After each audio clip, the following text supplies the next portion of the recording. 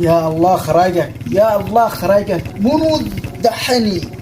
شغل الماطور هذا منو انا اقول يا صاحب الوايتي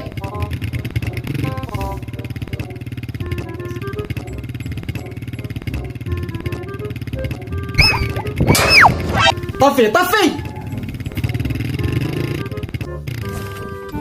خرج بيا قلتك الله انت صايم قلتك الله انت صايم يا اخي ايوه صايم مالك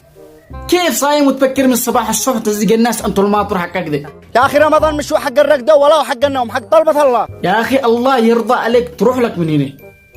روح لك من هنا انتوا الماطر حقك يا اخي البيت اتصلوا لي قالوا شو ما مش شغلك ده مش شغلك انا اجيب لهم ماء من العدم بعدين خلاص رحله